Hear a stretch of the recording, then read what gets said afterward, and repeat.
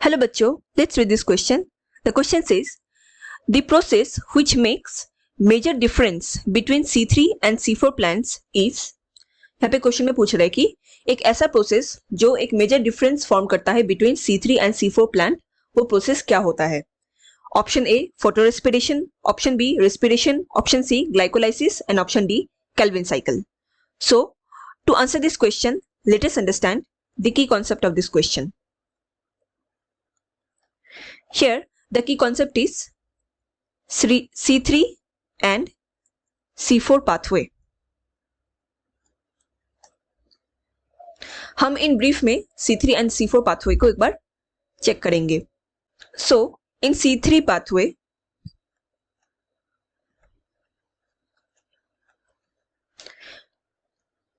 Basically यहाँ पे CO2 का फिक्सेशन होना है एंड एक 3 कार्बन कंपाउंड को फॉर्म होता है यहाँ पे in C3 pathway. So the CO2 acceptor जो C3 पाथवे में इनिशियल स्टेज में प्रेजेंट होंगे, it is RuBP, that is ribulose 1,5 bisphosphate.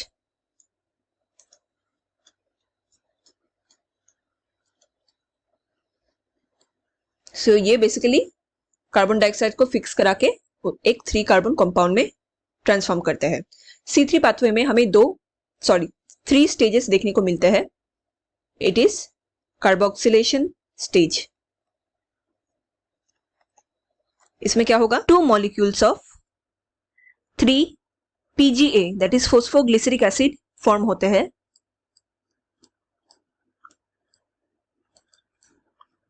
With the help of enzyme rubisco, इसका फुल फॉर्म होता है रिबुलोस 1,5 बिसफॉस्फेट कार्बोक्सिलेस ऑक्सीजनेस.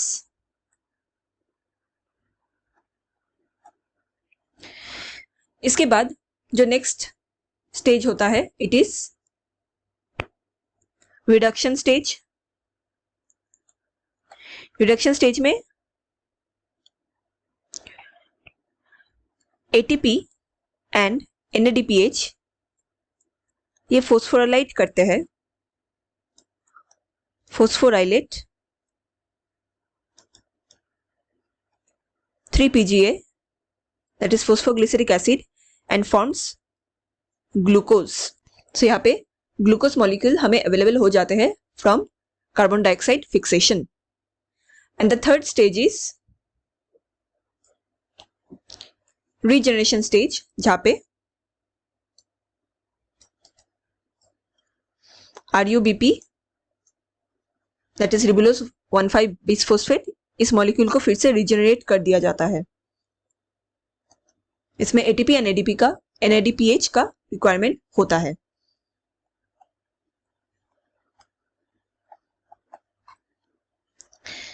सो ये इन ब्रीफ C3 पाथवे था. इसी पाथवे को इन शॉर्ट केल्विन साइकिल भी कहा जाता है. ये पाथवे डिस्कवर्ड हुआ था by the scientist kelvin. So now अगर हम C4 पाथवे को देखें, यहाँ पे क्या होता है, 2 मेजर सेल इन्वॉल्व होते हैं. One is mesophyll cell and दूसरा is bundle sheath cell. So C4 pathway में जो कार्बन डाइऑक्साइड फिक्सेशन के लिए जो प्राइमरी मॉलिक्यूल एक्सेप्टर प्रेजेंट होते हैं, it is phosphoenol pyruvate.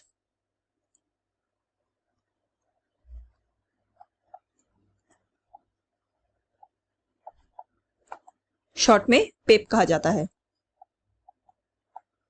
Now Pep is converted into 4 carbon compound oxalo acetic acid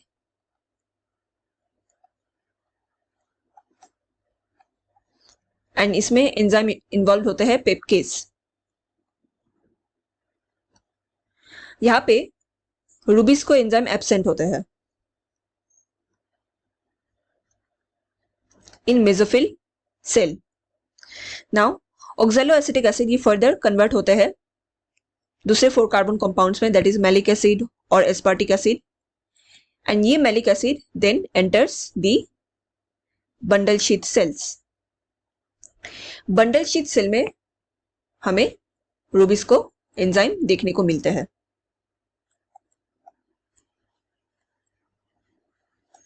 so ये rubisco क्या करते हैं, ये जो मैलिक एसिड यहाँ पे एंटर किए थे, इस मैलिक एसिड को दैट इज 4 कार्बन कंपाउंड को कन्वर्ट कर देते हैं 3 कार्बन कंपाउंड में एंड CO2 में। CO2 फर्दर एंटर कर जाते हैं केल्विन साइकिल में, जो कि C3 साइकिल भी होते हैं, एंड जो 3 कार्बन कंपाउंड हुआ है वो वापस से मेसोफिल सेल में जाके फोस्फोइनोल पाइरुवेट में कन्वर्ट हो जाते हैं।